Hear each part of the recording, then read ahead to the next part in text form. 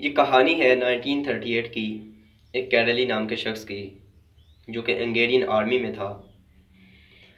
वो शख्स उस कंट्री का बेस्ट पिस्टल शूटर था और उस कंट्री में जितनी भी नेशनल चैंपियनशिप हो चुकी थी उनको वो जीत चुका था। सबको ऑलमोस्ट कंफर्म था कि 1940s में जो ओलंपिक्स होने वाली हैं उसमें गोल्ड मेडल कैरली को ही मिलेगा। उसने सालों से ट्रेनिंग करी थी। उसका एक ही सपना था, एक ही फोकस था कि मुझे अपने इस हाथ को दुनिया का बेस्ट शूटिंग हैंड बनाना है, बनाना है, बनाना है। तो बस बनाना है, और उसने बना लिया और कामयाब हो गया। सिर्फ 2 साल का फर्क था। 1938 में एक आर्मी का ट्रेनिंग कैंप चल रहा था। क्योंकि वो आर्मी में था, एक एक्सीडेंट हो गया। उसके उसी हाथ में जिससे उसने गोल्ड मेडल जीतना था, एक हैंड ग्रेनेड फट गया और उसका हाथ चला गया। अब उसके पास सिर्फ दो ही रास्ते थे। एक तो ये कि वो अपनी बाकी की सारी जिंदगी रोता रहे, चिल्लाता रहे और अपनी किस्मत को कोसता रहे और कहीं जाकर छुप जाए। और ये एक वो जो उसका मकसद था, जो उसका गोल था, उसको पकड़ करके रख ले। लेकिन उसने फोकस किया उस पर नहीं जो चला गया, उस पर जो उसके पास था, जो उसके पास था। और क्या था उसके पास? एक लेफ्ट हैंड, एक वो हाथ जिसे वो लिख तक नहीं सकता था। 1 मंथ तक उसका इलाज चला राइट हैंड का हॉस्पिटल में। ठीक 1 माह बाद उसने ट्रेनिंग कर दी शुरू अपनी इस हैंड की, और ट्रेनिंग करते जा रहा, करते जा रहा, करते जा रहा, करते जा रहा। ट्रेनिंग के 1 साल बाद 1939 में जो नेशनल चैंपियनशिप हो रही थी, गया। और वहां पर जितने भी बेस्ट पिस्टल शूटर आए हुए थे उन्होंने जाकर के इसे कॉन्ग्रेचुलेट किया और कहा, यार देखो ये होता है जज्बा, ये होती है स्पोर्ट की रिस्पेक्ट, कि इतना सब कुछ हो जाने के बावजूद भी तुम आए हो हमें देखने के लिए और हमारा हौसला बढ़ाने के लिए। किसी को नहीं पता था कि वो 1 साल से ट्रेनिंग कर रहा है अपनी इस हाथ की। और उसने जवाब दिया कि यहाँ मैं तुम्हें देखने के लिए नहीं आया, तुम्हारा हौसला बढ़ाने के लिए नहीं आया, तुम्हारे साथ कंपीट करने आया हूं, तुम्हारे साथ लड़ने आया हूं, तैयार हो जाओ।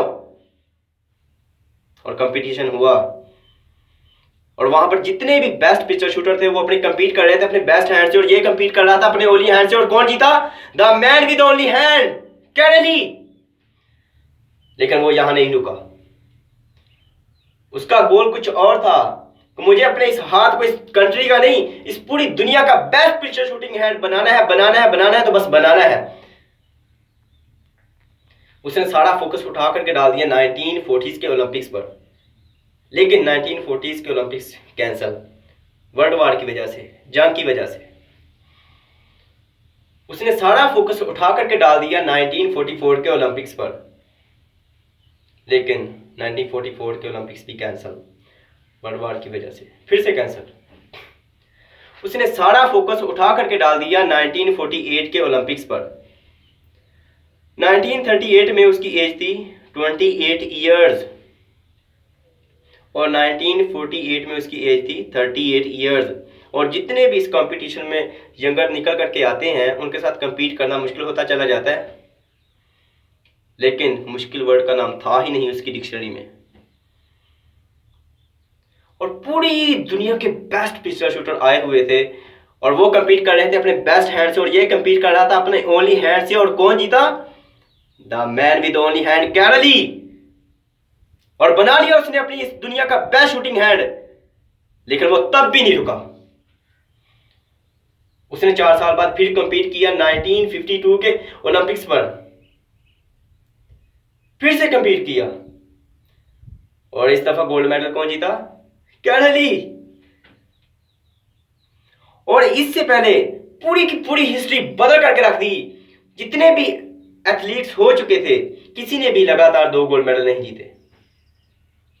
और आप किसी लूजर के पास चले जाओ, उसके पास 1000 वजह होंगी कि मैं इस वजह से कामयाब नहीं हो सका, मैं इस वजह से कामयाब नहीं हो सका, मैं इस वजह से कामयाब नहीं हो सका।